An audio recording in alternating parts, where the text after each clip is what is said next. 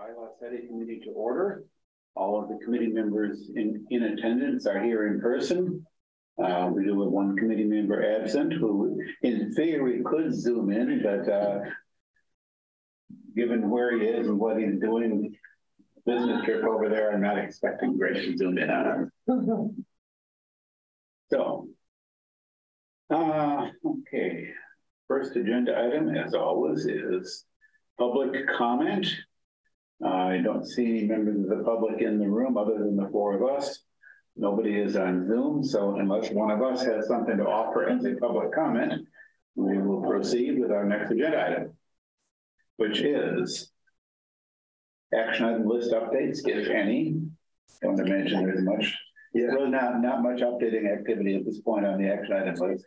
No, yeah, nothing since the last meeting. I think prior to the next meeting, I'll try to get through and clear out any of the legacy comments that relate to Dave, was the articles that you sent and what Skip sent over today to see if there's anything lingering from those 4 or 5. Sounds like a plan. So. Next, we have some draft bylaw article revisions. Skip has provided us, let's kind of go in numerical order. We have Article 6. Right. Which without so straight up what I've suggested, I think the little blurb things in the top kind of are self-explanatory. We talked about, I even said at the last meeting, several of these articles could possibly even just plain go away. Yeah.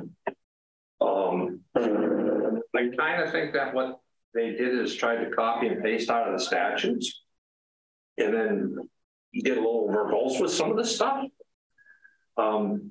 So, I did the gender thing.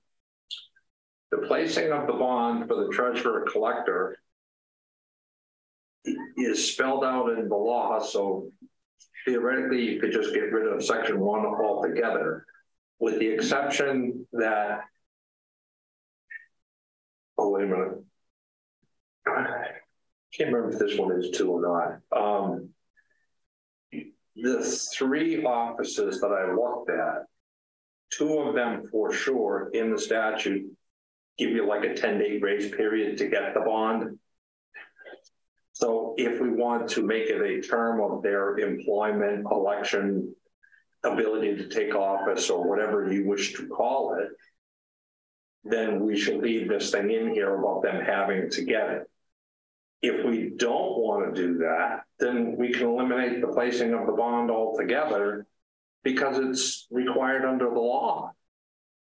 And in that cover note I sent, you could kind of read those parts of the law if you want. It's a nice thing. It's from the state. And not do it now. It was my intention to have this done some time ago. It just didn't work out that way. But it's kind of simple. So that's the first thing. The custodianship and the treasurer collectors thing. We talked about that, not having the treasurer collector be in charge of her own bonds or their own bonds. It would be better off having somebody in the financial department that's not bonded take care of that. Yeah. So I moved that over to the town accountant's thing. So, and just wanted to keep this section instead of having to renumber. I just put down like this section's gone. That's good. I think my only question on bonds and we don't have to resolve that here now, is when we use the word bond here, are we talking about bonded employees, or are we talking about bonds that the town issues to raise money? They're bonded employees. So generally speaking, and you might find this in the state's guidance just talks about bonds and bonds in favor of the town or issued for the benefit of the town, right, which is to protect the town. Right. It doesn't say fiduciary bonds or anything. It says bonds that are acceptable by the state. So the state will tell you whether the bond that you're buying is good. And so for consistency, when we are discussing bonds here, we are talking about bonded employees. Correct. And if there is anything that the bylaws need to say about the other kinds of bonds, which use the same word but are totally different. Different, yes. We don't know that that the bylaws even need to address those at all.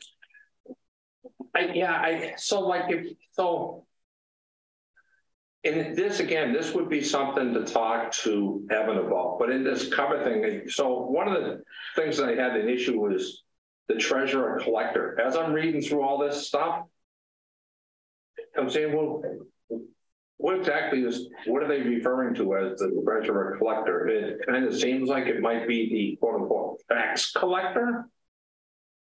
And some towns I kind of tried to go out and cast the net everywhere, and not everywhere, but just to get a feeling for what these terms might or might not be. And it looks like there's a section of the law, and they made reference to it in the note, chapter 41, section 38, which is the tax collector's position. So if the town adopted that, have we along the way mashed the two of these jobs together here and just referred to them as the treasurer collector because they've always been the same person? We did quite some years ago, before I was even here in Grafton, as far as I can tell, we actually merged the treasurer and collector positions. And I remember running across where that is documented. And if I'm not mistaken, I spent a couple minutes looking through my files, and if I'd saved it, I don't know where I put it. But I think I remember seeing that a special act of the legislature was passed, possibly in the early to mid 80s, possibly earlier, that merged those two positions specifically in the town of Grafton. It would be good for us to document that. Right, and that's why I said that thing about it, because it looks like the cities and towns could adopt that. Yes, right. There's a right. I remember seeing that. That section of state law that it talked about 2 or 3 different reorganization aspects. Now, among which I think that's the one where I also saw a Department of Public Works. And there was something else too that was sort of along the same lines. And that was a specific, you adopt that, except that you somehow create the position of debt treasurer collector by either accepting the state law or passing a bylaw to do that. But like I say, I'm pretty sure I remember seeing that in our case, those two positions were merged by an act of the legislature. But that would be interesting to find out. Yes. Because looking at this stuff, it says the treasurer, the town clerk, and somebody else have to be bonded. Mm-hmm. Then it says nothing about a collector, but it looks like the collector kind of derives its authority through what was treasurers, perhaps in the old times. Yes. But strangely enough, that bonding stuff says the assistant town clerk and the assistant treasurer, not the assistant town clerk, the assistant treasurer and the assistant collector have to have, if they're appointed by those respective offices, not by like the town administrator, they have to carry at least a quarter of what the appointing authority had, which seems to me to be stupid. Why would you say, well, somebody that's going to be able to do the whole job only has to carry a quarter as much insurance because, and they're handling the same money. Yeah. We could go higher if we wanted, but that would have to be in the bylaw. The other one was, there's a deputy collector position as opposed to a assistant collector, which you have to carry at least $6,500, but the appointing collector can require them to carry more. So talking to Evan about this stuff, about what we actually want to do here, if we want to codify, well, we want to have these people have higher limits than the statute, then we've got to put a new, or say the right thing, article in the town bylaws about the assistant treasurer and assistant collector, and any deputy collectors that we might hire.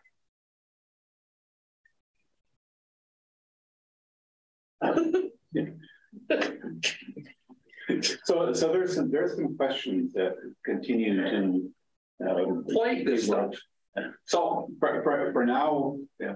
For now, this to me kind of addresses the parts that we had talked about. I feel comfortable. Yeah.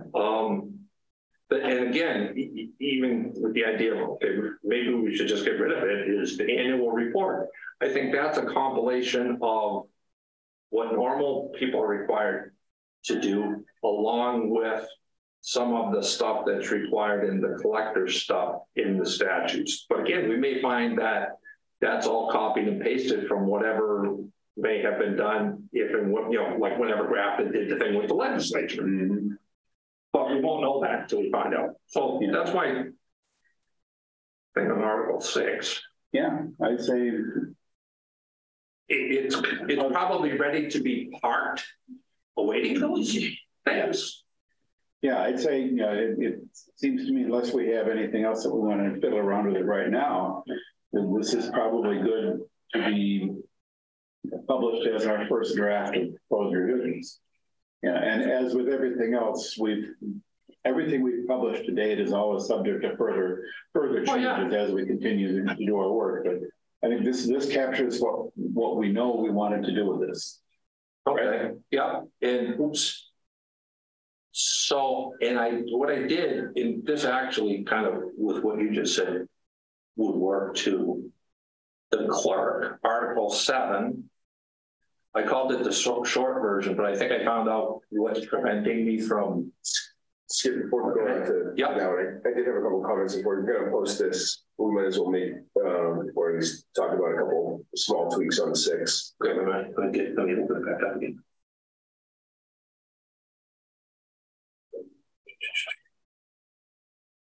Okay, fire away.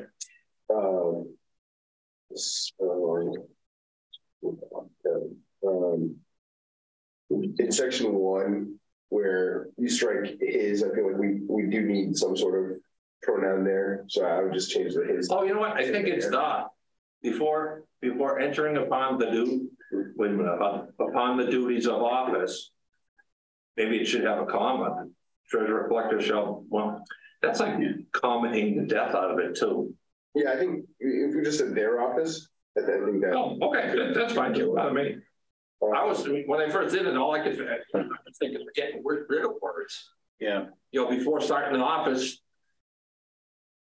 But and then I was not uncomfortable just leaving it before entering upon the duties of office, but duties of the office or duties of their office.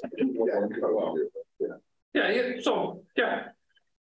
And then sections 2 and 4, I think just to be consistent with, I know at least what we did with the whichever of the late bylaws we removed entirely, rather than referencing it being removed by action of fall town meeting, just replace that with repealed, or I think that's what. Yeah, and I just bolded that. I don't know what kind of verbiage we're settling on to stick in there. But that would be that's the intent of it, is just to record it as that.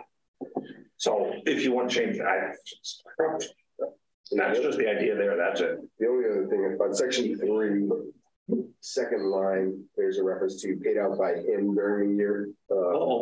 So just change that to. Yeah, just delete by him. Them. Or paid out during the year, Yeah, because them could be plural.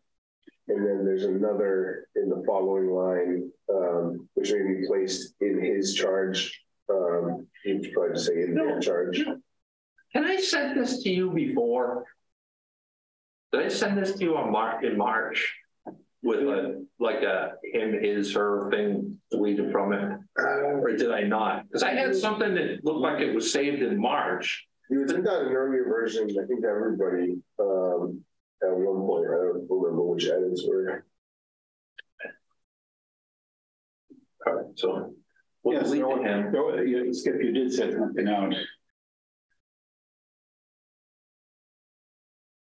quite some time ago. When was that? Because when I was going down to the bottom, I was changing, I left it at draft 1 and I'm sitting there saying, but it says March 23rd. But I couldn't understand why what I was working off of didn't have those corrections. Actually, yeah, the version you sent out in December. Right, Those pronouns changed. But, and yeah, and that's what we had done. We'd struck by him altogether in the second row, and then in the third row, changed his to there.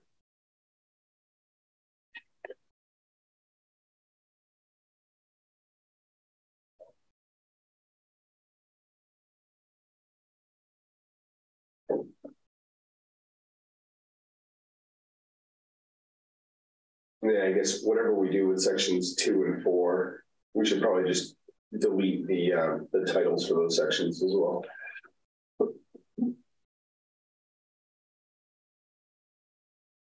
Yeah, however, and that's just, the idea there was just to keep them so that we weren't renumbering.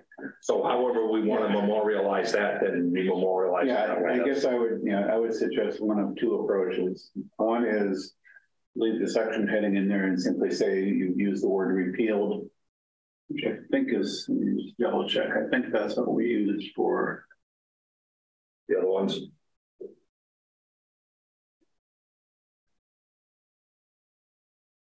Yeah, what we did for Article 29, under the heading of 29, it simply says repealed, see Article 22. Sure. So even simpler for sections is just repealed or deleted, repealed probably. The other possibility is just eliminate the sections entirely and renumber. In this case, well, we talked about not wanting to renumber. Right. Generally speaking, I know I generally prefer to avoid renumbering bylaw articles. I'm less worried about renumbering sections. Oh, yeah. So, and I'm just the reason why.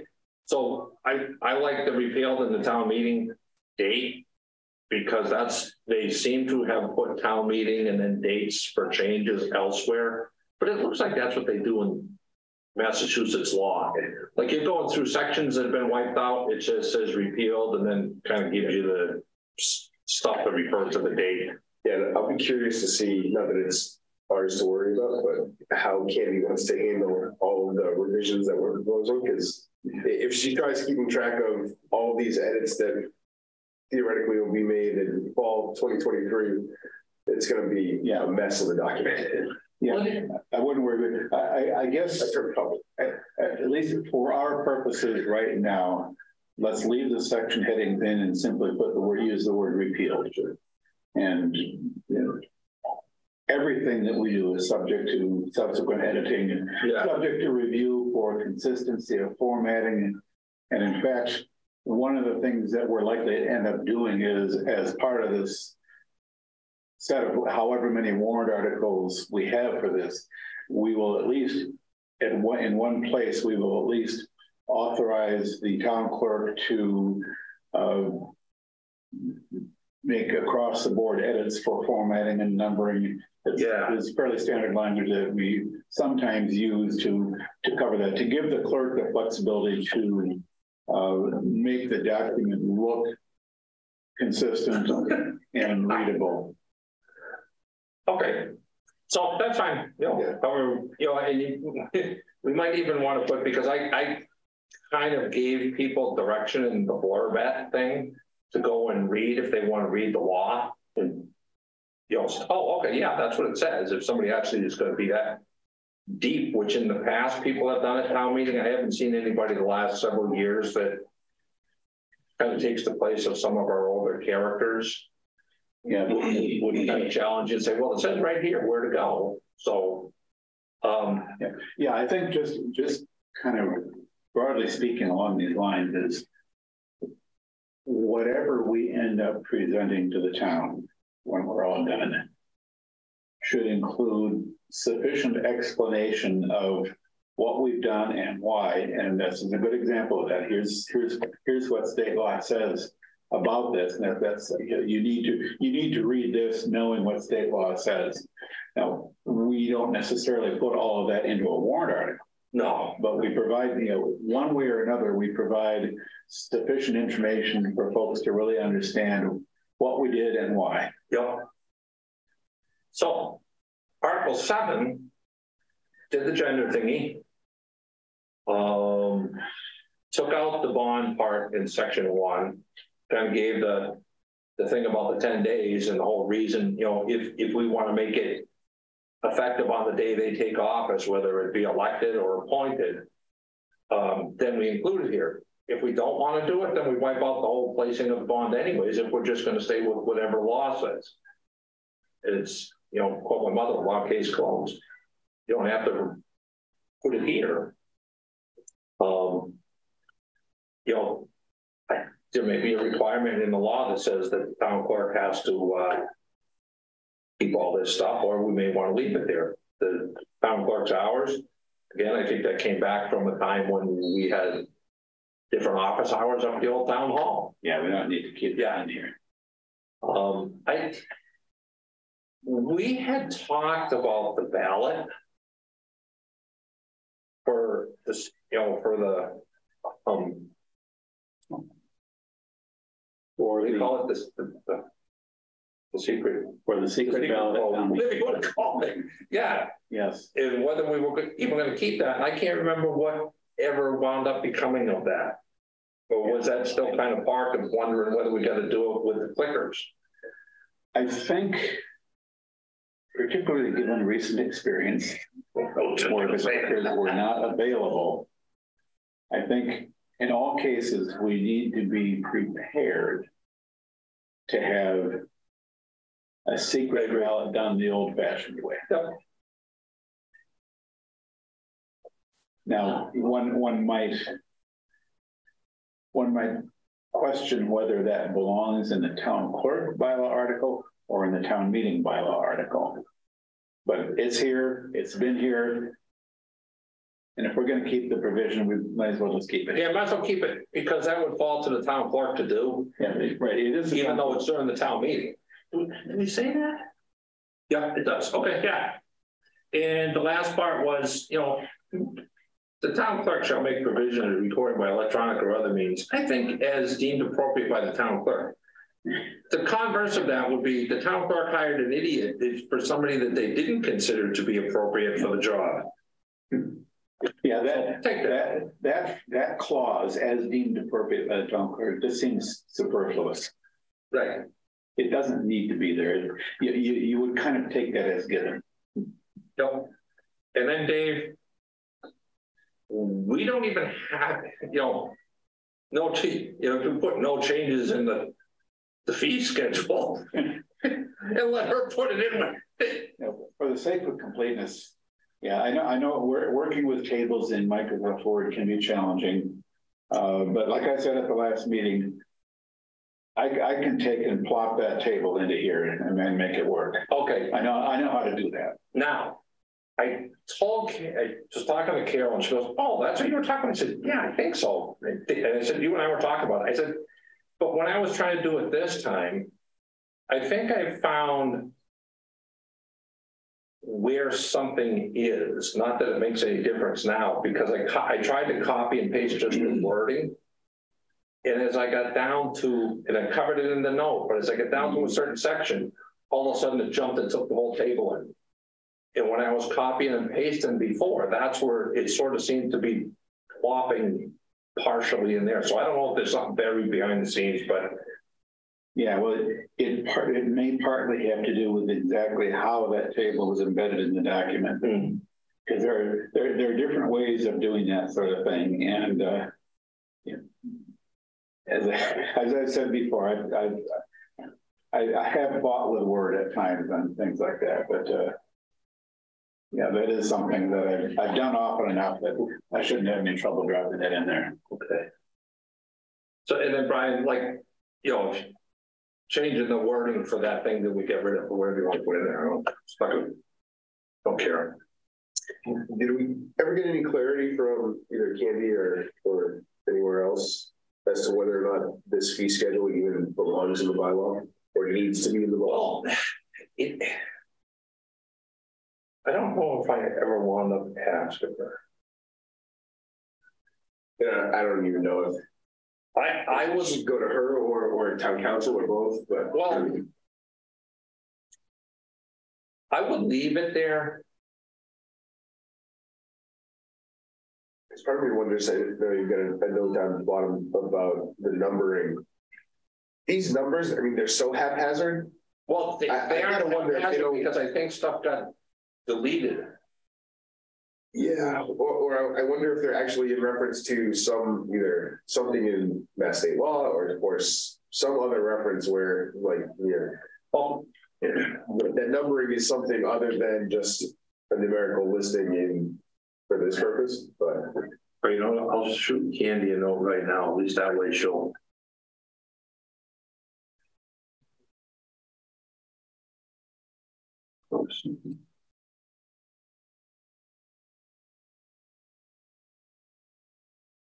Oh, it worked.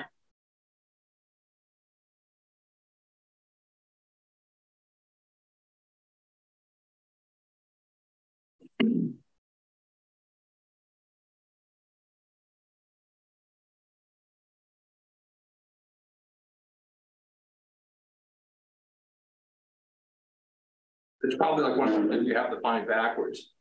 You look up for the item, and then it tells you that the clerk has to post their fee schedule. You can't look the other way around.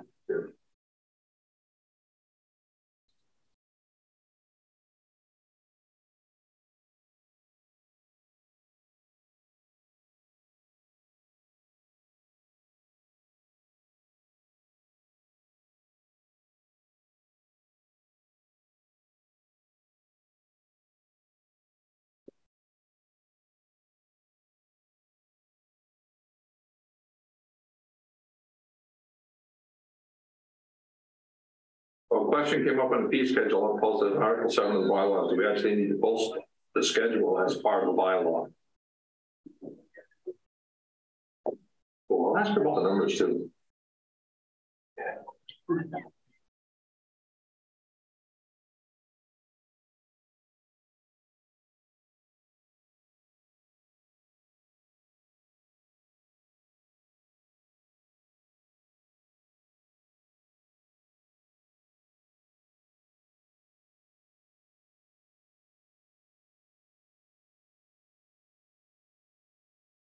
Wait a minute.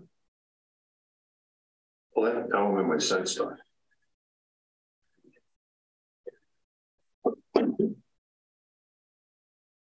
So, getting back to Article 8 now. To the gender stuff. So I guess just to confirm, so I can keep it accurate in a minute. So are we planning on posting 6 as it, or maybe with a couple revisions, 7? Are we holding off for now?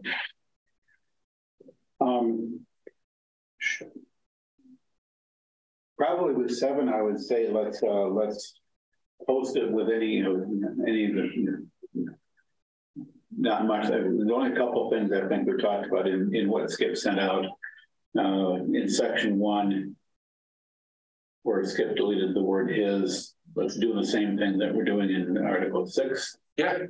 Yep. And section 3, we'll just use the word repealed there for now. Yeah. And then we'll drop that table in there. Other than that, that's from what Skip just sent out. That's from 7. Yeah, that's 7. And yeah, we might, if we later determine that the fee schedule does not need to be in there, we can take it out. Yeah, you can just put down the fee schedule repealed and update the blurb a little bit based on what Candy sends back. Yeah, I'm just looking at this. Did a quick paste of the table in there, and there's a piece that's not showing up because of the quirks of how Word does it. But I've run into that sort of thing before, so I can fix that. Okay. So with that, then Yeah, that one's kind of again. Right. So, yeah, so going forward, since ultimately I need to drop the fee schedule, I'll just take and do the other edits to what you sent out, Skip. I'll finish that up and we'll make that publishable.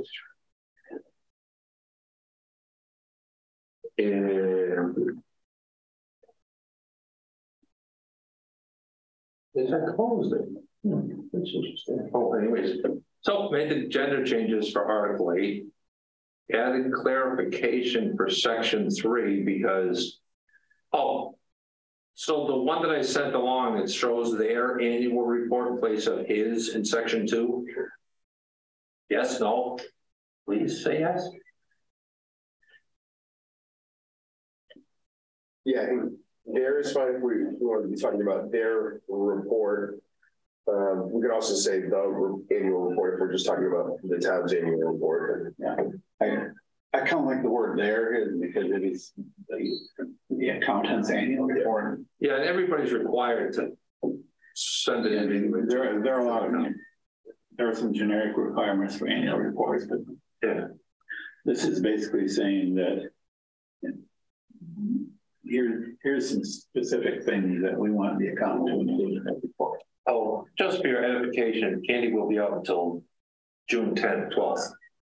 Get automatic response from her email. So I took the bonds out and put grants. And because originally it had said bonds and then talked about contracts. Right, the heading said bonds and the text said contracts. So I'm just changing this section because there's already a section in Article 4. They have.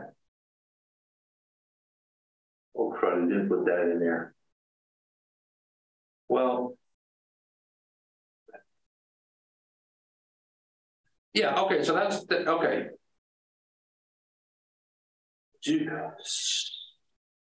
So, in my little blurb, it says added clarification for Section 3 to read grants in place of what formerly read bonds, which had previously also appeared in Article 6, Treasurer Collector. This will enhance the establishment of town's accounts and town system to monitor receipt expenditures of grants that the town may receive. At the same time, if anybody worries about where the contracts are, in Article 4, Section 8 or 9, you're required to send all approved contracts to the accountant within 10 days of approval by the town's attorney. Yeah. So the town accountant should be getting all the contracts anyways. Yes. And then they put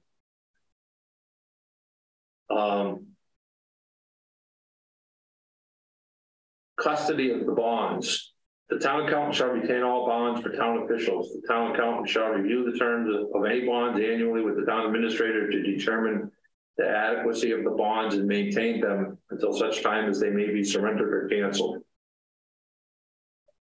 Left it at that, didn't put like who or anything. And we had talked about putting that in Article 4 too. But I thought that might get confusing, and the whole idea of making this passable and making it work of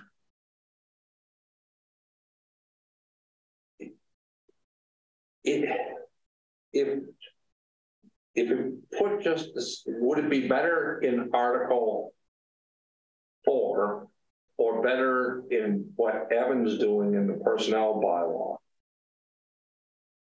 to put something like anybody that we, in essence, like, so the question about the assistant collector and the assistant treasurer, are we going to require them to have bonds more than 25%? Yeah. And a deputy collector, like if we farm out the collecting of like excise tax or something to somebody. I think that's what they mean by a deputy collector. Because I've seen stuff like, like you can get a fee company for a certain percentage of like your uncollectible taxes or something. You fee it out. That I think that's what they're talking about for a deputy. So do we want to talk about those in the personnel bylaw or what? That might be something to talk to Evan about, where we would actually want to put that stuff.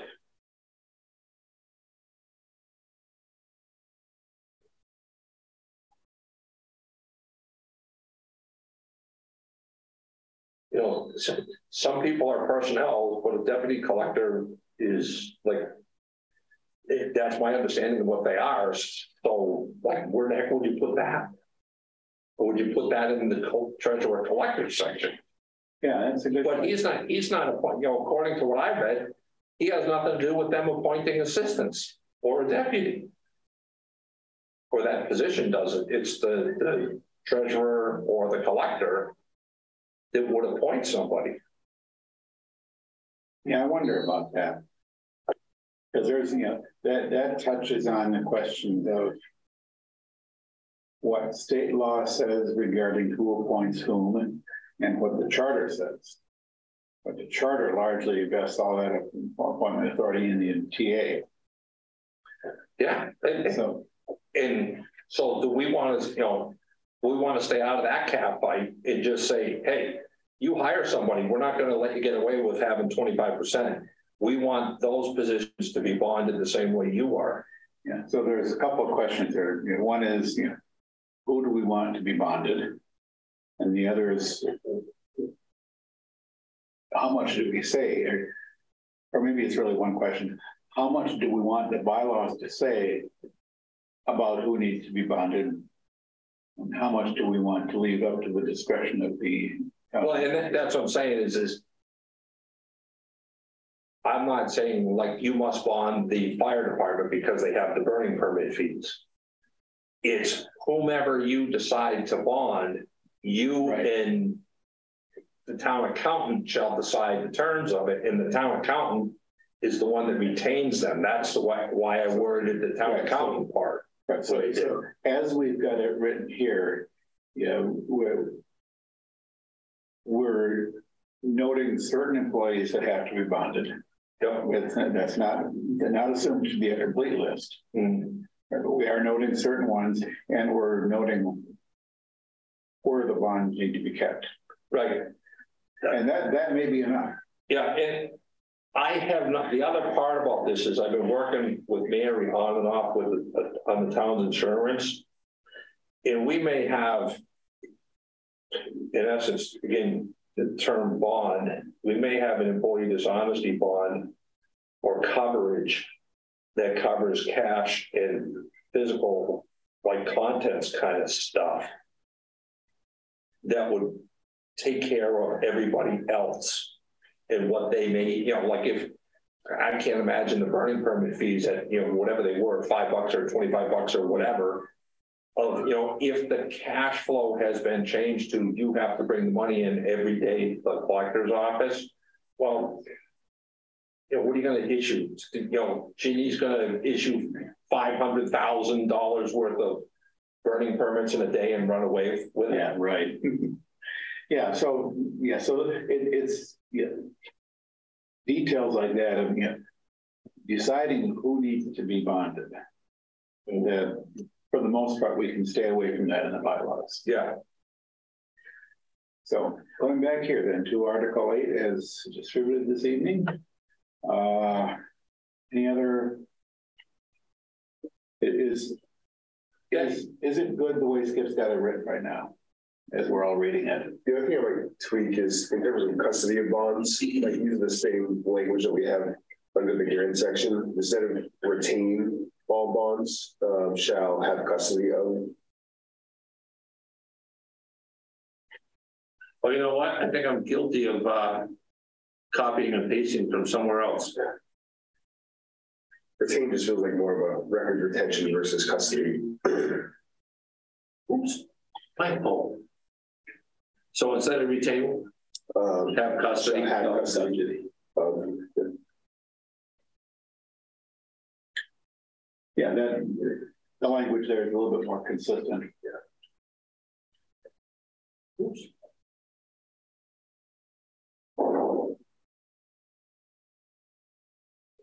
And then I just noticed in the grants paragraph, the last sentence says copies of all contracts or grants. Do we want this to just? Oh no, it should be just grants. Oh, you know what? I think I realized that one. So I think I wrote that or typed that up before I went back and double checked the other contract provision in Article 4. Yeah. So yes, we shall take out right elsewhere. Yep. Right. Elsewhere, we have the accountant having custody of grants, having copies of grants. Yep. So saying it again here is redundant. Not wrong, but it's redundant. Yep.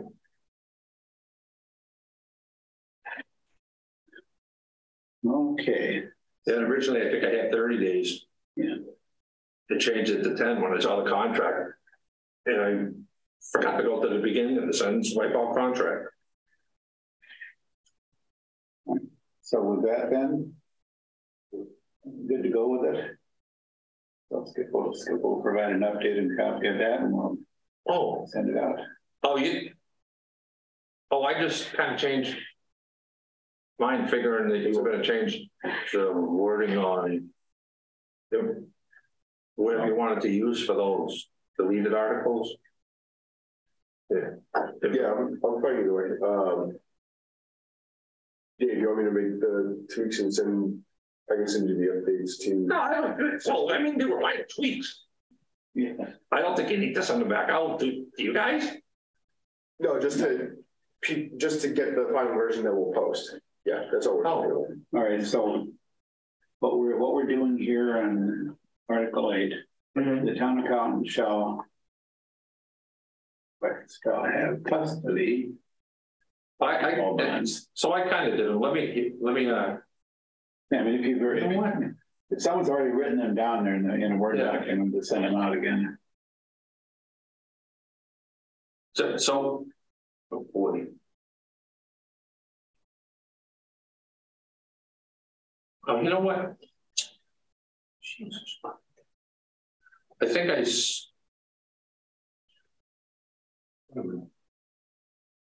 this is enough to make a grown man cry, and I don't think I'm grown yet. Well, you know what? I was looking at the articles that were attached to the email. So I think when I changed them, I changed the ones that were attached to the email. Now here I've got a copy on my computer. And just so what I put in here was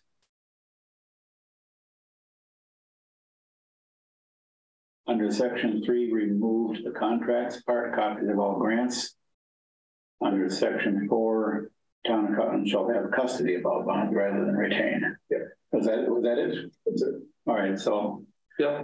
So I've got that, and so now I've got a copy that I can send to William to get published. Okay.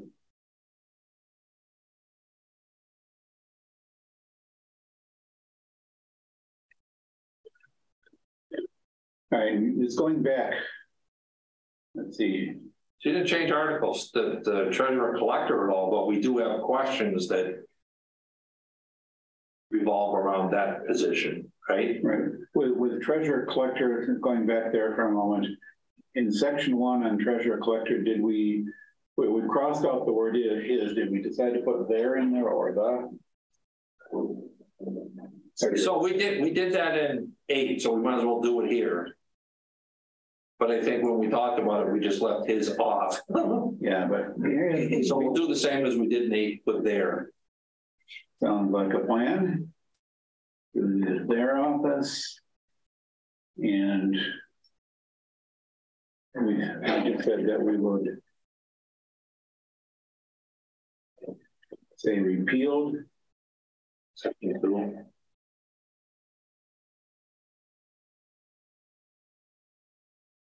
That was all we did with. Yeah, in the office hours, but the office hours stayed the same as what that's repealed too. Yeah. Yes. Then section 3. In treasurer collector in Article 6, we had 2 repealed sections. Yeah. Then section 3 in the second row, delete by him. Yeah, that's right too. By him, and then there's another one in his charge. Yeah, and then in the third row.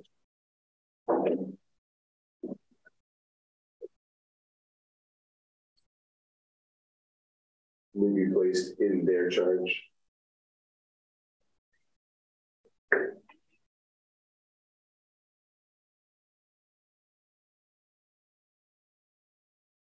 All right. So I've got that.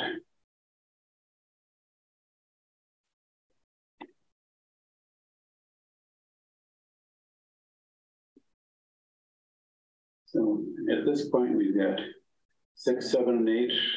Yeah, I would post 6. And instead of what I have down at the bottom, figure out a way to put the schedule in, is no changes anticipated in the schedule at this time. And if Candy gets back to us when she gets back from vacation, it indicates we should change something, then we could do that. Yeah. But or we don't have to put it on at all. Then we can just say, change it to deleted. No, in my copy of that document, I've got it in there. Oh, all right. So if you can wrangle it in there, then yeah, I've got it in there. I need to tweak it just a tad to make it show up properly. But yeah, I wouldn't worry about that. Okay. Like we said before, I'm comfortable including it in what we publish.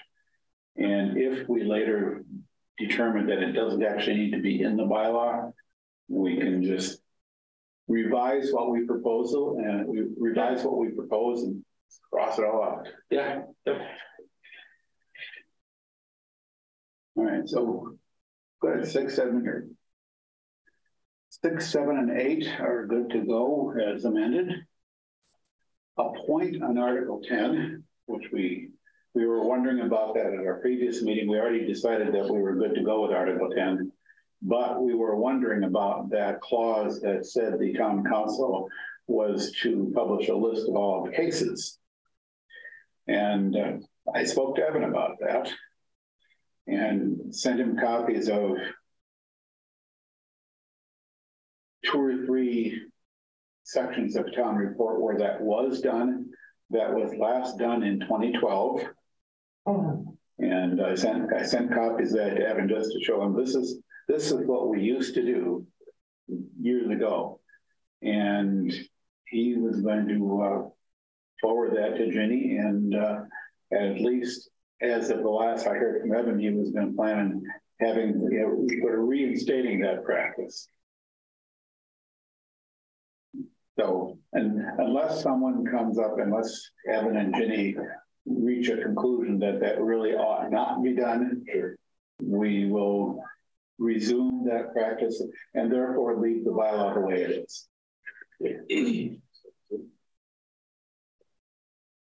So, moving on then. I sent out an Article 12, which there's a little bit of work left to be done on that, but I've gone through from beginning to end, and other than some further consideration of penalties and non-criminal disposition, which we still have questions about penalties that we haven't resolved, and Section 21 of Article 12 on handicap parking, I'm still waiting for feedback from the Accessibility Advisory Commission as to what needs to be done with that. We've discussed before, that whole thing predates the Americans with Disabilities Act. It's pretty old, and at the very least needs to be seriously updated. I'm hoping that the conclusion is that we no longer need this in the bylaw because federal and state law adequately cover everything this is meant to cover. Yeah, be great to get rid of deleted whole sections. Yes, waiting to hear on that. There's one other item in Section 12 that I would like to get an answer from town council on, and that is Article 12, section. Which section?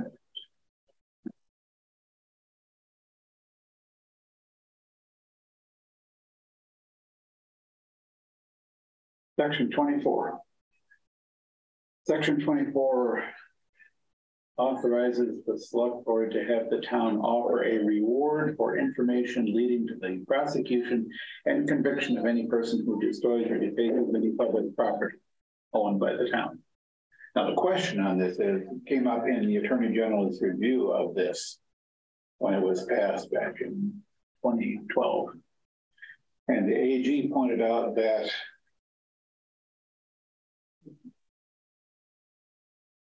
without any provision to the contrary, any such reward would have to be brought to town meeting and for appropriation. So the AG suggested that maybe we might want to think about including a funding mechanism for this in the bylaw. And I don't even know where to begin thinking about that, whether I even want to bother with it, but I thought I would ask town council whether there was something meaningful we ought to add to this to provide a funding mechanism as an alternative to an appropriation at town meeting. I don't know what the answer is going to be. I'm going to leave well enough alone unless there's a constructive idea here. So, what might have happened then to trigger this? And good question. It was only like 11 years ago. Yeah. You know, somebody thought it was a good idea, but I don't know who or why. Yeah, and it's funny is that, like, the one-way streets was done at the Springtown meeting, and the damage to public property was done at the fall. Yes. So something must have happened between May and October. Well, you might think so. You know, the mill fire was a lot longer ago than that. I was talking to Mike Mills about that. And every time I look at pictures of that, my feet hurt. What? Yeah, the mill fire was all the way back in the last century, 1999. You know, to me, that seems kind of silly. What would you do? It's just like saying, give me a blank check. It doesn't say, you know, anything. And I don't know if the AG's letter got into detail, but if we went so far as to include a funding mechanism in the section, even just blatantly saying, you know, use general funds, that provision, you know, the change to the bylaw obviously needs to get approved by town meeting. Would that be enough? Or, you know, there's no line item in the budget for. Right. I think potentially it opens a can of worms. Yeah. I think it does too, but the funding mechanism would be the reserve fund. Yeah, that could be. You know, just asking the finance committee for $500, you send them the $500 and off you go. Yeah, so it's just, you know, because that's one of the things they did is I looked through all the Attorney General approval letters I could find and looked for anything that the Attorney General even commented on. And there's another AG approval letter. I did get that reflected in here under the fingerprint-based criminal background checks, section 25, the very next section. And the AG suggested that we need to make sure people are aware that they have an opportunity to correct the record. So I've added one paragraph on that. That I think pretty much addresses the AG's comment. And that language is, I lifted that from another town's bylaw. It follows very closely with the state law that authorizes this.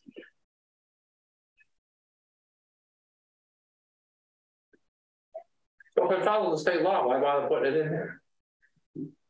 No. Yeah. Yeah, I mean, in this case, the AG, a rhetorical question. Yes, the AG did recommend that by adding it in there. And other than that, just going back since we jumped into the middle of Article 12 here, mostly what I did in here was some minor wording or clarification, correction of grammar and punctuation. Yeah. I did on section 22 road opening. Section 22 did not say who issues road opening permits. And since current practice is the DPW does that, I added language to section 22 to say so. Section 25, explain the applicant's right to correct the record. Section 27, limiting construction hours. I added language to clarify where the noise measurement is made, anywhere along the property line, and to clarify enforcement. Section 28 on plastic bag reduction didn't say enough about enforcement to make it enforceable. So I added language there, basically with a schedule of fines and procedures and non-criminal disposition. Very nice. But on that one in the styrofoam bylaw, Skip, I didn't know if you had a sense from your involvement with the Board of Health. Does the Board of Health even have any interest in jurisdiction on these things? What? So now understand, I was on the Board of Health from the time the charter for about somewhere between 11 and 13 years. So what before these two came by? Yes. It just, they don't seem. You know, I think this was a feel-good thing. Largely. That people largely accepted and stores largely accepted, so you really don't have a problem with it. The only thing would be littering of this stuff. And that's just plain old littering, and that's for the police. Yeah, no, here again, with both plastic bag and styrofoam, as I was working these, I reviewed about a dozen other towns, and they're largely similar, particularly in terms of it being the Board of Health responsibility, and yeah, and they vary somewhat in some of the details, but largely we're consistent with what a lot of other towns are doing. And yes, I think most of us understood that these were largely feel-good things. They do have some, it does have some real impact that stores actually pay attention to. Yeah, oh yeah, yeah, and they do. You know, the nice thing that, you know, those bags from my personal perspective stunk, because, you know, you were always dropping stuff out of them and stuff like that. And they just blow away and destroy the world. The nice thing that they're there for is to line your small trash bags that you have stuck in the bathroom vanity, so you can pick up the trash and put it in a bigger bag. That's about it. We get enough of those thin plastic bags from takeout that meets our needs for those things in the house. But yeah, so yeah, and you know, the plastic bag and the styrofoam are, in many senses, they're very similar, and they're more similar now that I've added some stuff. Some missing pieces to the plastic bag bylaw. One town and a couple of towns that I reviewed basically lump these together under plastic reduction or environmental protection. So in a lot of places they are lumped more closely together than, although we passed those at different times, they happen to be right next to each other in the bylaws. So I'm going to throw a curveball at you now, and this came from our discussion at the zoning bylaw change most recently passed, where there was a sound issue, that there was an increase from ambient noise by 30 decibels. And here, the sound is exceeding 100 decibels. But it's 100 decibels period, not above. Right, so that's a difference. We're talking specifically about construction noise. Yeah. And not noise. Well, it's going to be noise period, because you can't filter non-construction noise. That is a construction project. We are just talking construction noise here, and we're saying as an absolute measure, at the property line, construction noise should not be more than 100 dBA. Okay, which is very different from a more general noise bylaw or the state's noise pollution standards, which is an increase of 10 dB above ambient. Yeah. So, as a point of comparison on construction noise, one town bylaw I looked at, I don't remember which town it was, their construction noise bylaw was not specified in terms of sound level. It was specified in terms of the types of equipment that you cannot operate outside these hours. Yeah. So 100 decibels Is loud. is quite loud. And I had asked the question when we were talking about that one, saying, well, you know, like just kind of remembering the instructions on like leaf blowers and stuff like that about how much noise you get at the back of a backpack leaf blower. I challenge you to find anybody that's anywhere near 100 decibels at any job around here. That rock crushing plant they were talking about putting in down the street may have been somewhere around here. Yeah. But 100's exceedingly high. Yes, indeed. And that thought crossed my mind, particularly is, among other things, I ran across in some towns bylaw. They actually included in the bylaw a table. You know, this dBA corresponds to this kind of noise generating stuff. And yes, 100 is extremely loud. But as far as I'm concerned, for construction noise bylaw, whenever we put it in there, we set 100 dBA.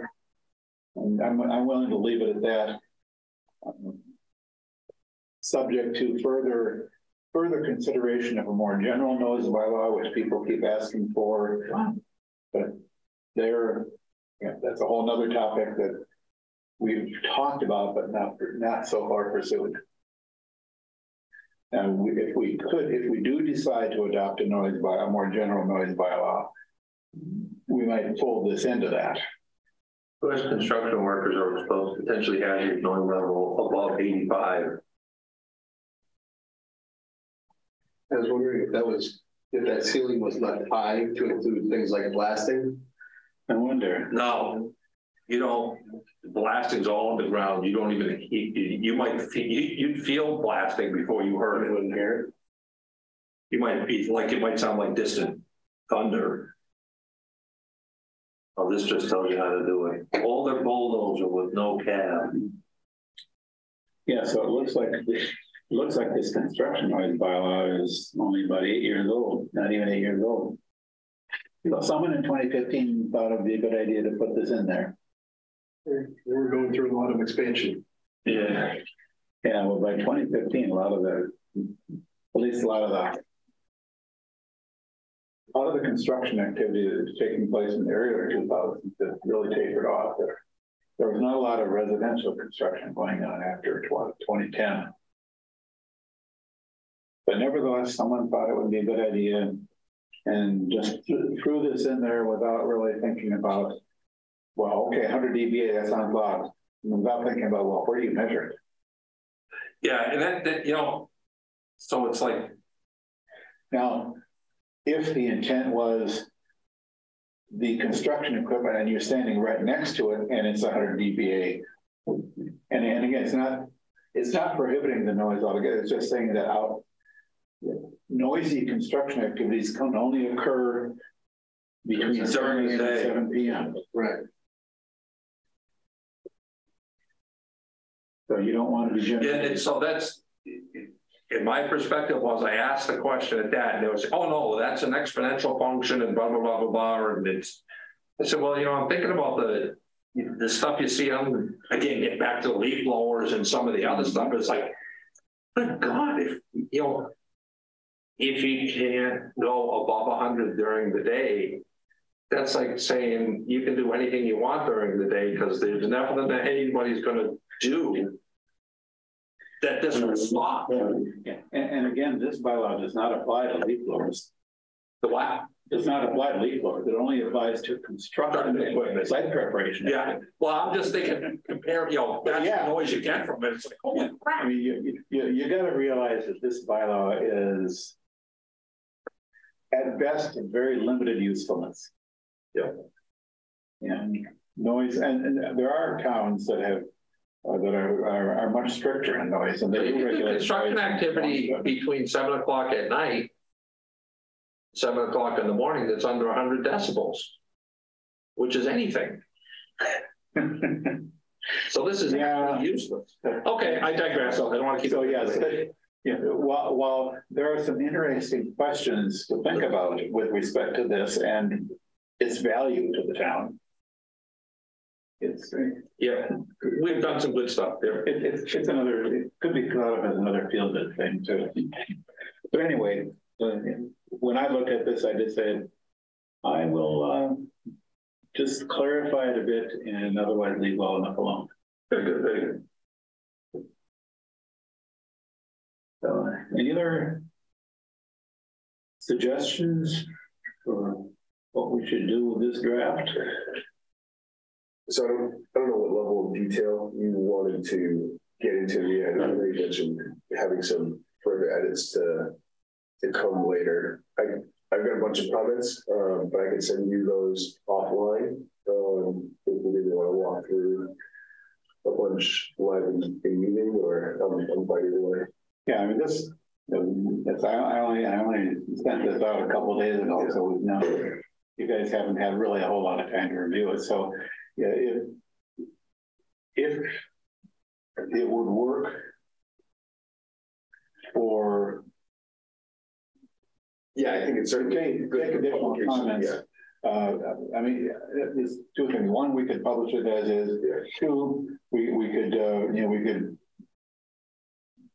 review it further, and at our next meeting we could review any additional comments, any additional suggested changes, and then consider it good for publication. Sure. Yeah, that's all good. And we should probably let I'll give you a good chance to review it. So it's relatively long as bylaw articles go, and this is the kitchen sink bylaw article. Yeah.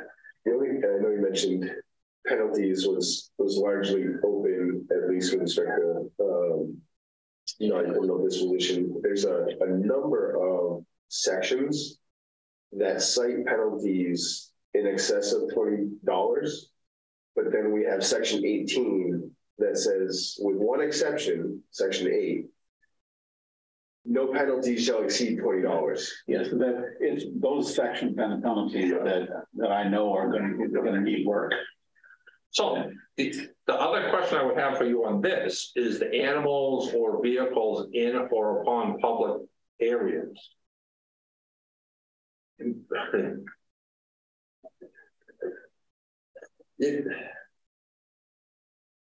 Animals are not permitted in other places in public parks.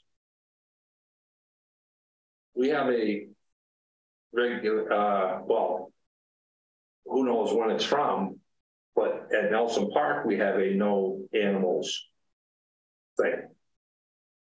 And I think that's in the animal bylaw, or whatever we want to call it, whether it's the leash law or the animal control officer's bylaw stuff or whatever. You might want to check that versus this half of the second half of that paragraph. That might seem to be contradictory to what's elsewhere.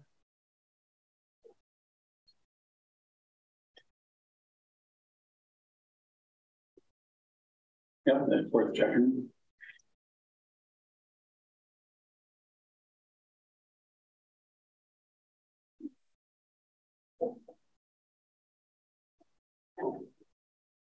I love the grazing on public ways.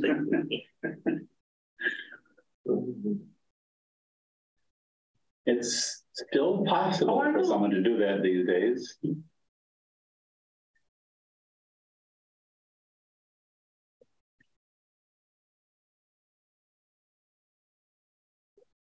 So I could graze an animal or pasture an animal on the street in front of my own house. Yeah. On my side of the street only. Well, that's how now you have the goats coming around mowing the lawn. All right. So we'll continue to work on this. Sure. And I just want to defer publication of a first draft until at least all of us have had a chance to comment on it. Review it more thoroughly than just a couple of days ahead of time. We'll keep working. So good. So we'll plan on reviewing it in more detail at the next meeting. The last one I sent out really gave you a lot of time to send it out late last night. Oh, well, nothing like mine. Give us more Came time through to today. Yeah. Yeah, well, here's, when they're short, doesn't take much to review, but Article 33, the shade tree bylaw. There was some stuff in there that, we even discussed it a bit a couple times, but one of the major things I did here was regarding the Public Shade Tree Management Advisory Board. Mm-hmm. We actually had one starting in the year 2001, the year after this bylaw was created, up through 2011, and then it was abandoned. And the feedback I've gotten so far from the DPW is that they don't really see a need for it. But in the interest of not completely rewriting the bylaw and anticipating that some future select board or tree ward might want to reinstate this advisory board, I ended up leaving it in, but as an optional board. So instead of, where was that? Section 3, instead of saying there is hereby created said board, I'm proposing to say that the select board in consultation with the tree warden may create an advisory board. And for the most part, they fill the advisory board. For the most part, leaving the advisory board's responsibilities as written, with the exception of, I eliminated that the board would be responsible for establishing rules and regulations. Since the rules and regulations could be implemented, could be done by the tree warden without the involvement of this board, so there's no need for the board to do that. And the annual work plan for tree maintenance and replacement and approval, that is the tree warden's responsibility, and the board no longer in existence. I basically moved that down to the responsibilities and authority of the tree warden. The other major thing I did was that this thing talked about a community forest master plan, defining the community forest as every tree and other vegetation growing within the boundaries of Grafton. And I thought, after reflecting on that, this is really, it greatly exceeds the scope of a public shade tree bylaw.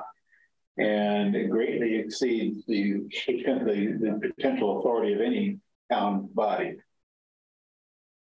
So well, that's a real Don Quixote thing. Yeah, I'm going to come on your land and tell you what you've got to do. Yeah. So the idea here was the idea was to create a community forest master plan for encouraging the health of every tree and shrub in town. And that this would be incorporated into the open space and recreation plan. I basically took that out.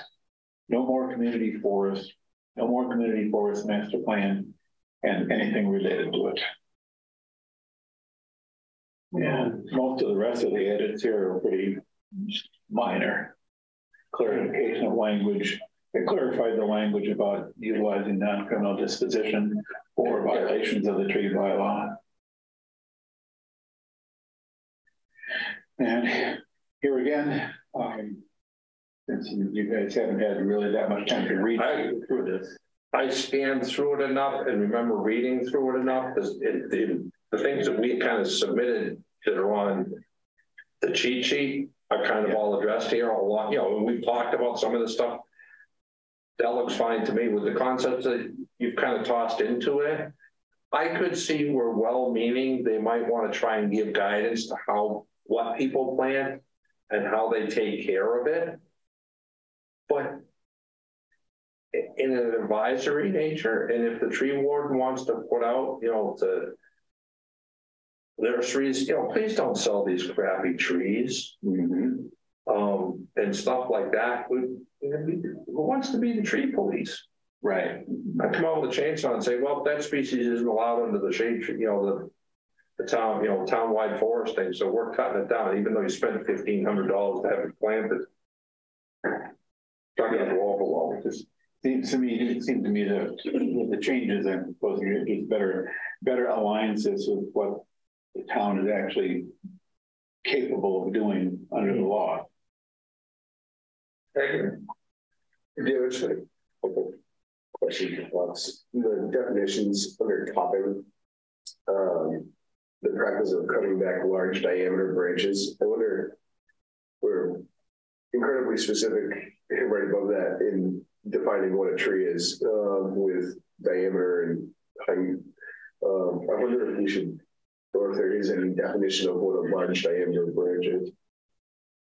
There probably isn't. I think there's probably, at least among people who do this stuff with trees, I think there's probably a generally reasonably good, sufficient understanding of what topping means.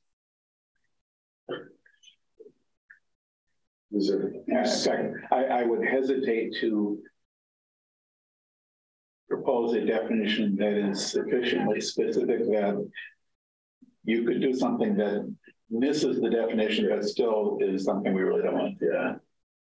Yeah, the ideal gas law is that it's applied to trees. Well, you measured it during the cold spell, and it was, I want it done during a warm spell, and the tree will expand and it'll be over the size. Section 4, when we talk about the appointment of the tree warden, didn't know, so we don't mention any term. Yeah, I don't know if this is intended to be indefinite or at the serve at the town administrator's pleasure. But even if that is the case, should we specifically say that it's indefinite or? Well, that would come under the appointments in either the charter or. Yeah, that largely, right. In generally speaking, unless we want to specify a finite term, we leave it open. Most of the time, if we don't say for a term of 3 years, then it's generally assumed to be indefinite.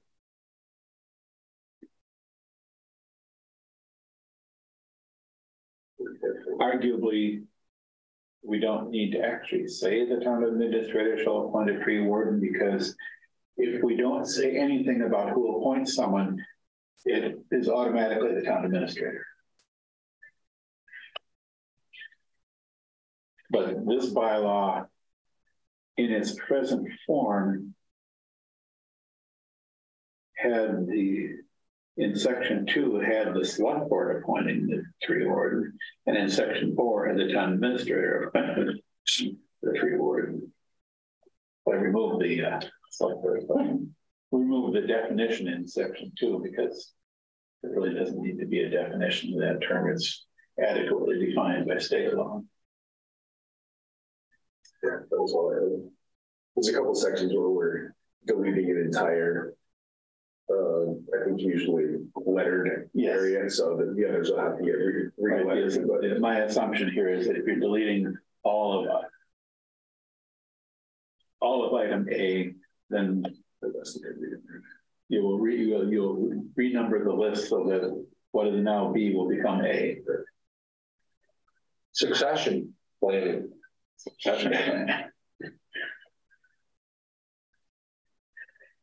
Yes, I've run across any number of places where I'm not sure I really like the exact formatting style that they use, or it's inconsistent from one place to another. And as much as I'm tempted to go through all of those and tweak it so it looks exactly the way I would have done it, I try to resist that temptation. But I just get that, like, from my insurance stuff is, you go contract construction, and some of the stuff gets to be like, yeah, what part's going where? Yeah. So I move we accept the minutes as written. Second. I'm not ready to go there yet. Some other people there. Oh yeah, we have to get. Oh, I thought you said we were done with. Besides this one. So Article 33. Are we comfortable with sending this one out? Yeah. It's not as kitchen sinky as Article 12 is. The Article 12 is not exactly a monster, but it is unusual. Okay, so Dave, just for clarity on 12, I thought we were saying even that one, good to post for now, just understanding we'll probably still talk about it more later. well, that's I think, yeah, I guess I wasn't totally sure on how we ended up on that. Did we want to post it as is, subject as all our two further revisions, or did we want to hold off posting until we have another, at least? I think you had several comments that you wanted. Yeah, I mean, my comments are substantial. They're not going to change a lot of substance. Okay. I think I'd be fine with posting as is, especially jumping ahead in the agenda. If we're going to try to schedule a public review meeting, that's got a lot of stuff in it. Yeah, it'd be nice to get that out there and possibly have that on the table for that meeting. All right, so we're good with publishing the current draft of Article 12. Yeah. Okay. So moving on to our next agenda item, discussion of bylaw article revisions remaining to be completed. Couple kind of broad-based topics that I don't want us to forget. The question of notices. We've got a lot of that we've taken care of. I haven't yet put out a proposed a new draft of Article 1, in which I'm including the language that says whenever we say publication in a local newspaper, we mean that to include the town website. So most of the places where I've, in the bylaw revisions I've done, I've used consistent language, publication in a local newspaper, and I've got a draft of a revision of Article 1 in the works, which basically says whenever you see the words local newspaper, understand that to include the town website. Remaining to be dealt with on that are posting requirements related to town meeting warrants. One prominent place in each precinct in town, or 4 public places. I'm going to want Greg's feedback on that because that's primarily town meeting stuff. And Greg's working on the town meeting bylaw. There's a change that's going to be coming up on the town meeting bylaw because we just voted the charter change last month. So, and I think I remember Greg saying that he was going to work with the finance committee on that later in June. Which one? The idea of the postings, where they're going to be? Yeah, the open question is, where do we want, what do we want the bylaw to say about where town meeting warrants should be posted? So the language that in a couple of places where Greg has done it, proposed an update, he's used generic language in accordance with town posting requirements, but we still have to define those posting requirements for that category of material. Did we put that in the charter?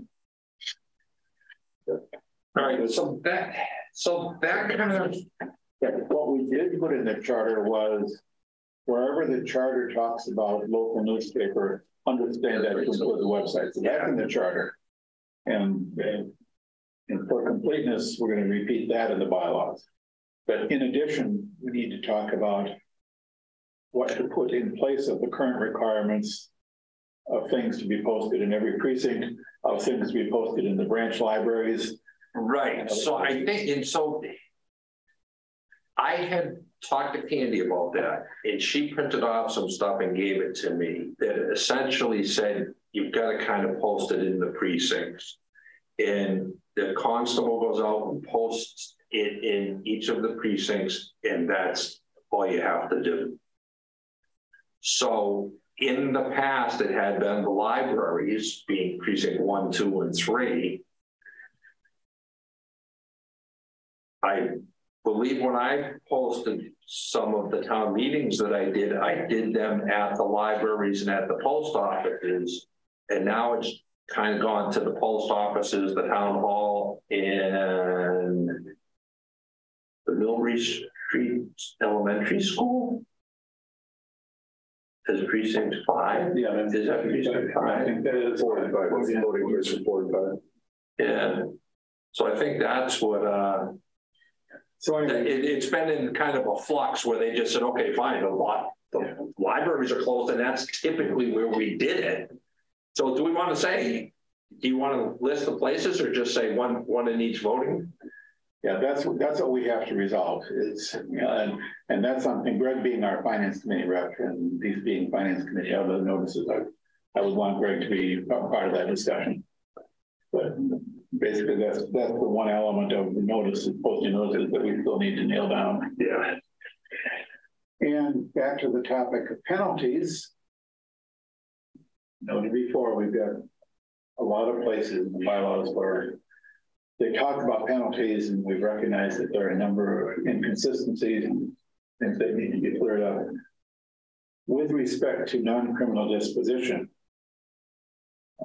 discussed this with Evan the other day, and I think we the two of us kind of agreed that it probably makes sense for the bylaws here to authorize the use of non-criminal disposition and wherever it seems to be appropriate. And leave it up to Evan and his staff to decide the extent to which they will actually use it. It could even be a select board policy on it, but it would be sufficient for the bylaws to say you can use non-criminal disposition. It doesn't commit you to doing so, it just says you can if you so choose. So in the bylaw sections I worked on, like we talked about Articles 12 and 33, the edits that I proposed so far clarify some of the non-criminal disposition, because in some cases the bylaws purport to authorize it, but in a way that doesn't actually work. It has to be, the key elements are, you have to identify the enforcing officers who are authorized to issue the citation, and you have to have a specific penalty. Up to $300 doesn't satisfy the strict requirements of 21B. It has to be more specific. So, were you also thinking that they actually had to have a mechanism for doing it, aka a form? Yes, they have to have so far the Chief Crapo has a form that his officers can use for marijuana violations. That's all we have. That's the only thing we have set up to date that can actually leverage non-criminal disposition. You have to have a citation form, which has to be approved by the district court. Your staff who are going to use it need to know how to use it, the procedures to follow. And so there's a whole bunch of work. None of that has to be in the bylaw, unfortunately. Right. It's just, so it's enough for our work. It's enough for us in the bylaws to say you can use non-criminal disposition for this bylaw. And here are your enforcing officers, and here are the fines.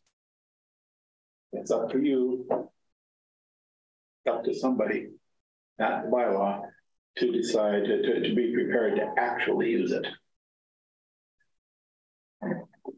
Evan seemed comfortable with that approach.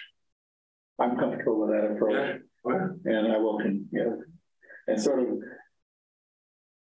going beyond what we already have in the bylaw for non-criminal disposition, we want to review all the other existing penalties in the bylaws to identify those which we think might be plausible to authorize the use of non-criminal disposition.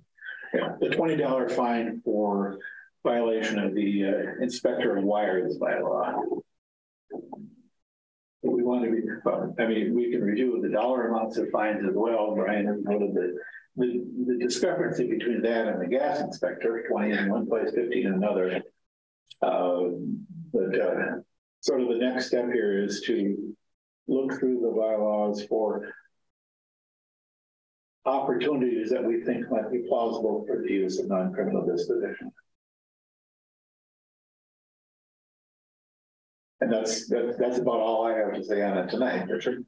It's just bring us up to date on what my discussion with Evan and where we can suggest that this is the direction we want to go. obviously more work to be done on that. And other than that, what else do we have lined up? We have, Evan says he's working on an update to Article 19 on repair of private ways and acceptance of private ways as public. He thinks he's got a good handle on that. So it sounded like he was expecting to have something for us fairly soon. Article 20, Evan still got Labor Council working on that. That's still in process. Article 26, licenses and permits of delinquent taxpayers. You're still waiting for feedback? Yes, haven't heard anything back. I actually, thanks for bringing that up. I wanted to get your thoughts on, I'm sure we don't want to paint William from 1,000 different directions, but I thought about maybe reaching out to him, see if he had done any digging around when the select board revised that policy in January.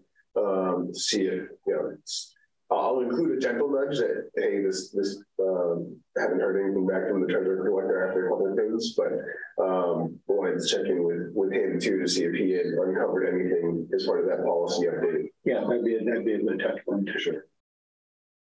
I did hear back from the assessor. She's looking at what we proposed for the edits to the assessor article. She's not aware of any state law requirements to do anything different than what we proposed, but she's confirming and she'll get back when she was on vacation for a bit. Yep. Okay. And, let's see, still remaining. And my list of work remaining to be done is getting pretty small, which is good. Yeah, this is true. At some point, we got to get wrapped this all up. Article 40, Greg is still having an update being reviewed by Evan and Mary.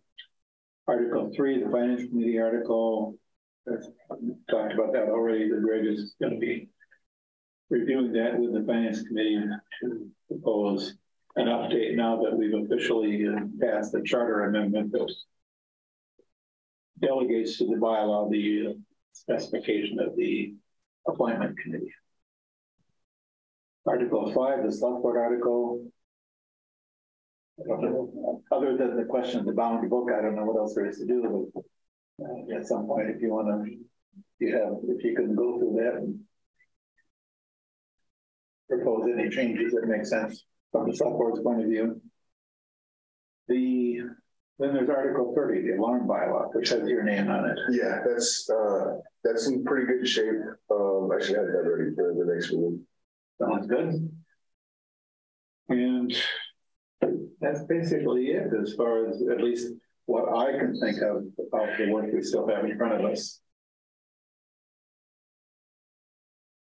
And unless there's something else, we can move on. We had been talking about having a sort of a public review meeting in June.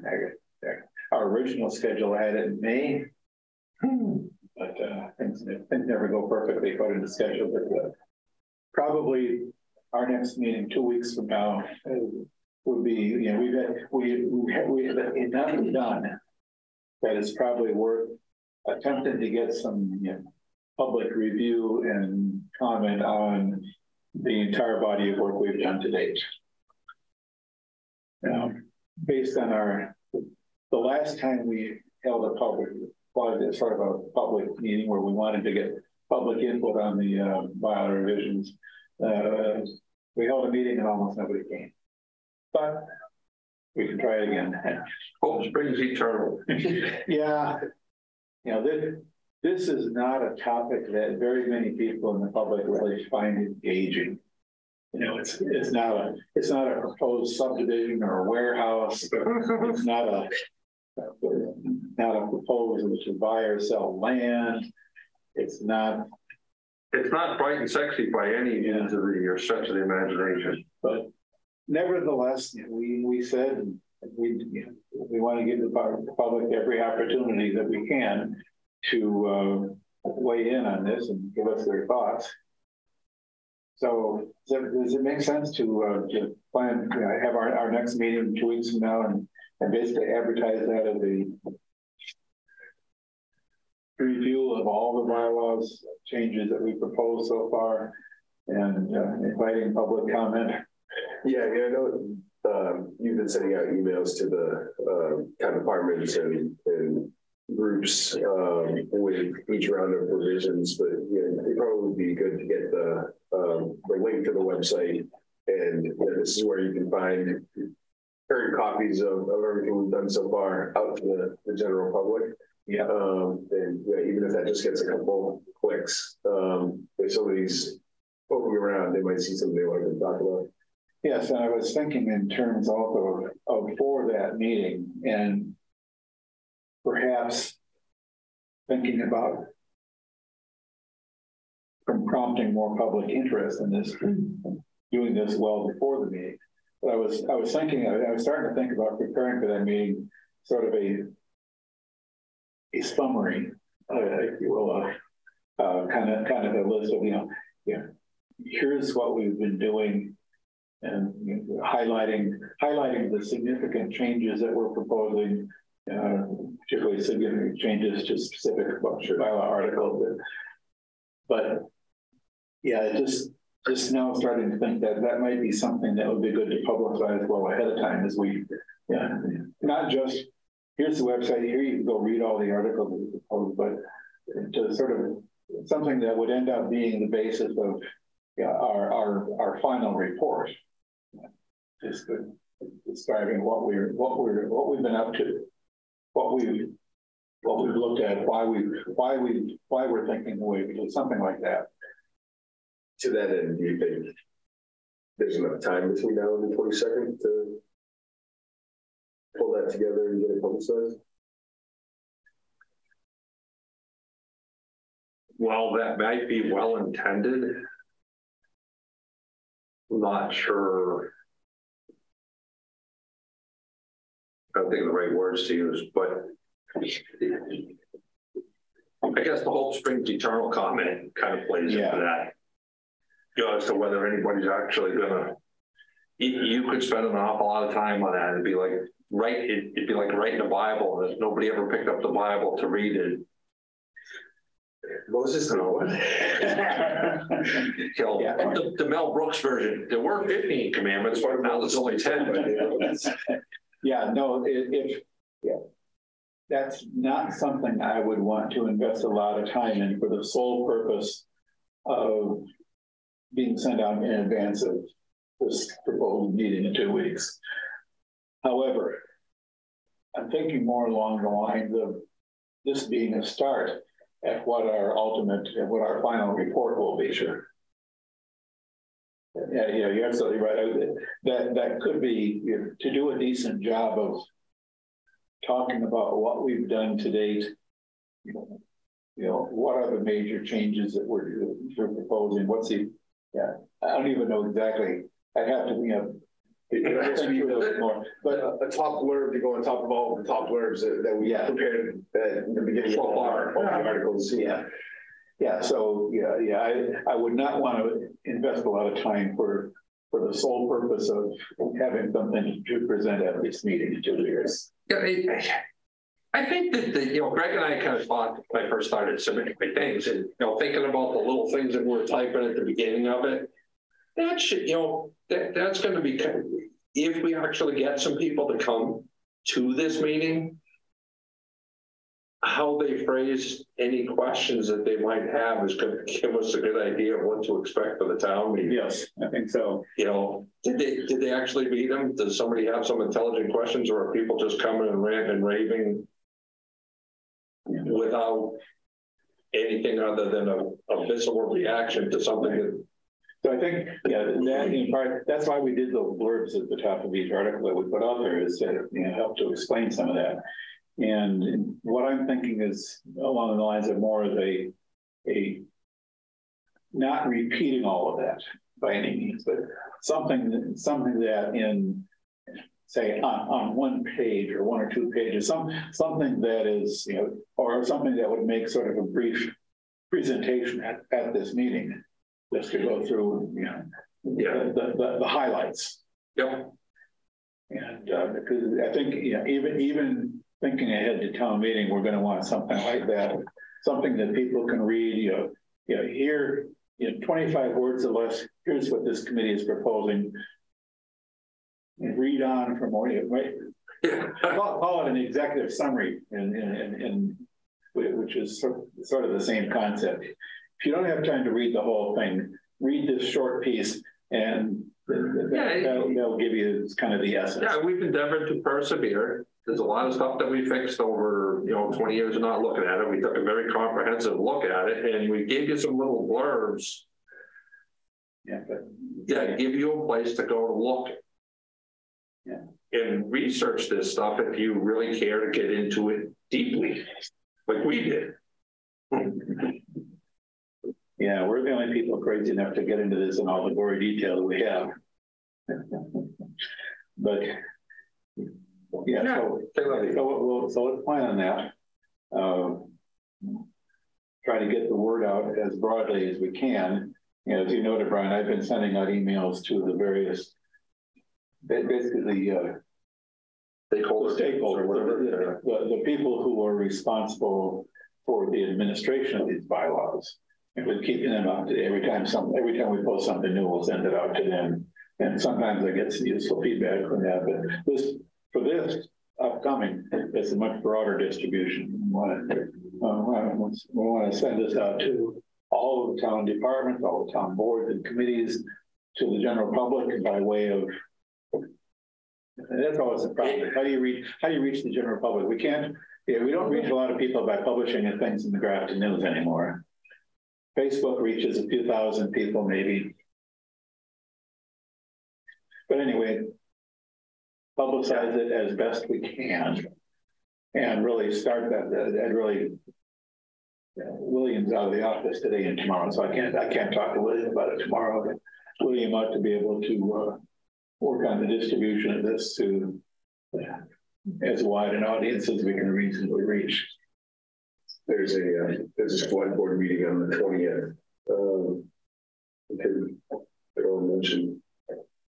Yeah, do you want we can do it, William? We're on the 13th too. Yeah. So we kind of mention it both, or mention it both times. Okay. And before. The 13th is next week. Yeah. Time has gone by a little bit too fast, but I'll work. It's June. I'll work on getting getting something put together for an announcement of this as quickly as I can. Certainly, so you'll have it in time to read at the software page. Okay, great. I'll make sure that's aware that we come. Yeah. I will have to be remote for our next meeting, the 22nd. Yeah.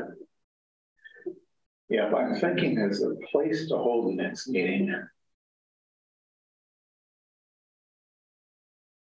We could try for conference room A and have it go out live on the town cable channel, but there are usually other meetings happening on Thursday night. And I don't know how much value that would be. But if we do it either, I was thinking maybe conference room after across the hall, that's a little bit better suited for an audience. Should we be fortunate enough to get an actual audience? We could have an audience and we can have it on Zoom. Using our good old friend the owl here. I don't know how carried away I get with calling our friend the owl in the forefront for that matter. Doesn't look like anything's officially been scheduled for on the 22nd yet. Just looking ahead. Yeah.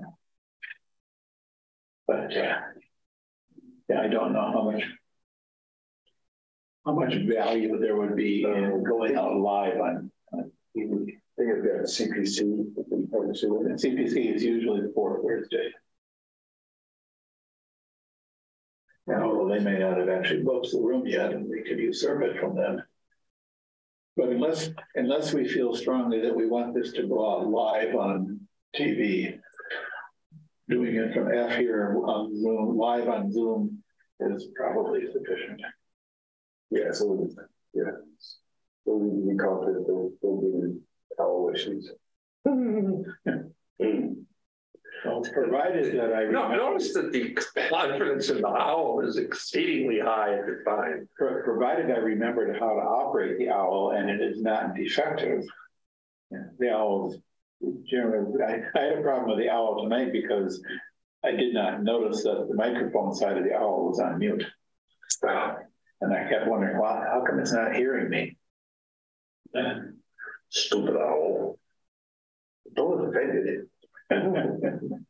Nice owl, nice owl. Be good to it. Bring in the snack. Well, speaking of snacks, I was just thinking if we should offer some sort of bread, get people out, but that alienates the Zoom population, and I don't really want to give people coffee at 7 o'clock at night. No. I mean, I'd be fine with it. All right. We're good to go for the 22nd. Take another stab at getting the public interested. If it works, it'll be a miracle. Yeah.